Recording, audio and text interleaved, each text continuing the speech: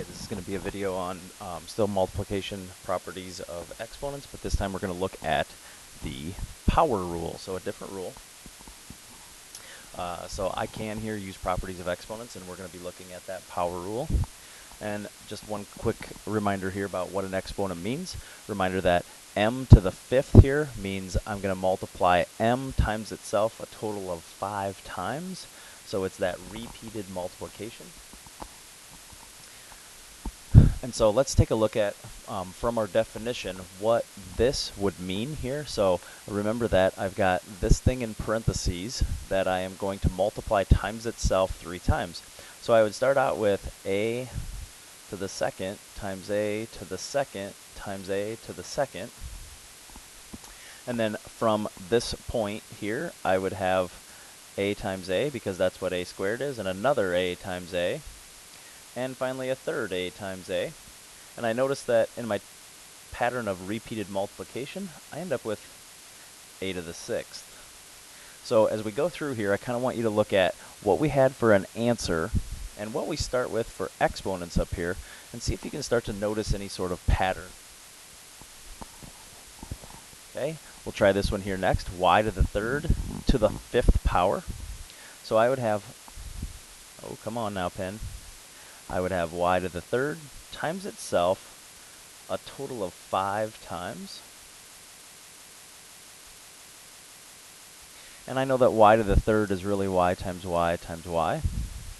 And I've got that 5 times.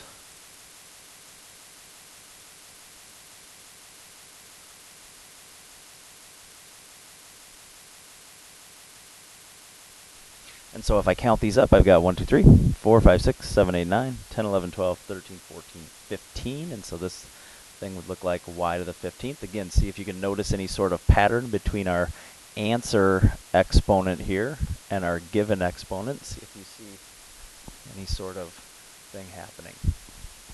Okay, this one is kind of, again, one of those harder type of problems, but I've got everything that's inside the parentheses. I'm going to have that times itself 3 different times. So we'll get that written down first, and then we'll talk about what we're going to do next. Okay, so one way that we can do this using our definition that'll kind of make things easier is to now, at this point, we can group our like pieces together. So I know that I have the numbers here, 4 times 4 times 4. So I'm going to put that first. I'm going to put those together. And then at that next step, I've got these x squareds, and I'm going to put them together. So I've got x times x times x times x times x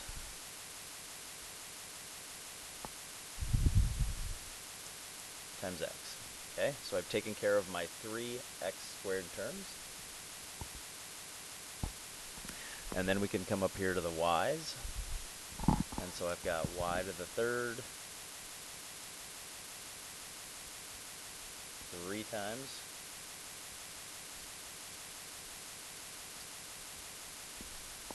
And it looks like we're kind of running out of room here, but we've got then our z's left.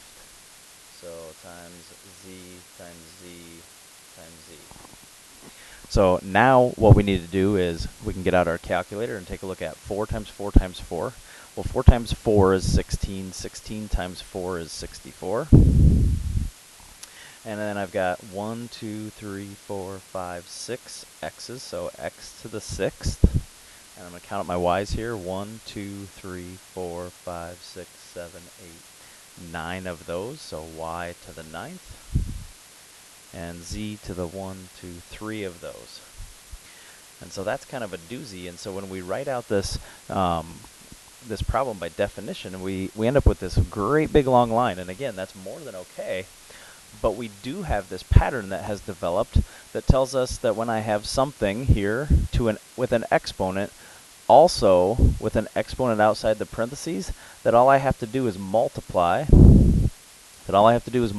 Those exponents. So let's go back to one that we looked at here at the very beginning, a squared to the third power, and we wrote it all out. But notice that this is the same thing as taking a to the 2 times 3 power and I get a to the 6th. And so notice how that's going to be just a little bit faster maybe than writing everything out.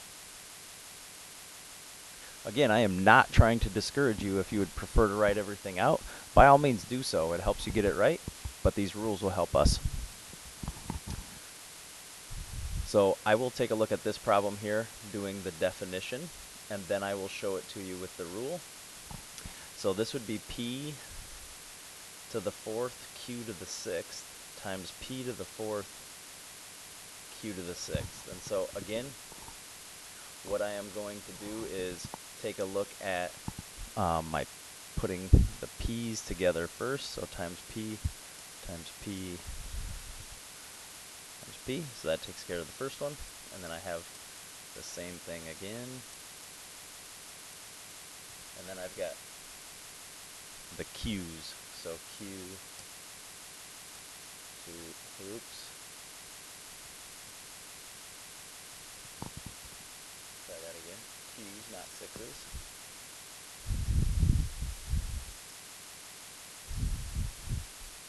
And I'm out of room. I'll come down here to the bottom.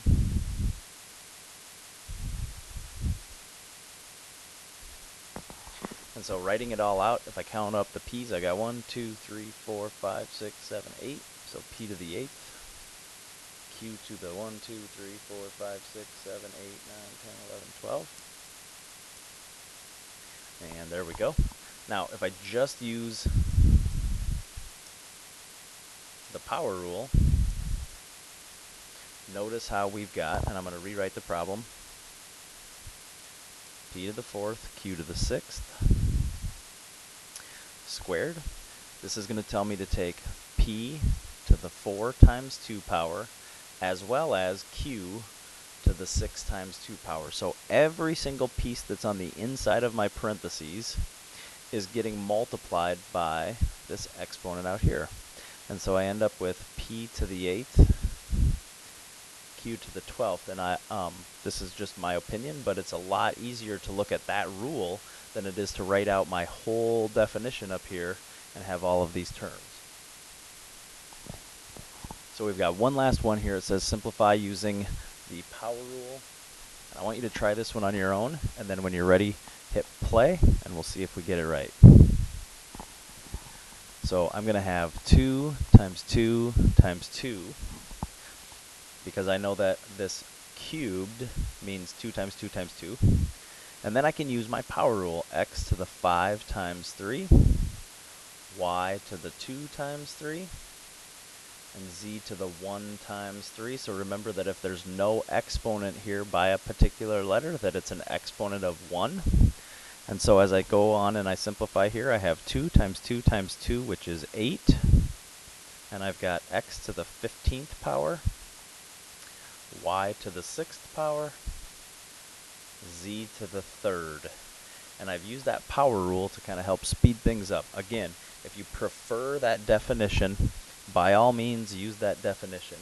But if you would like to speed things up just a tiny bit, you can use the power rule to do so.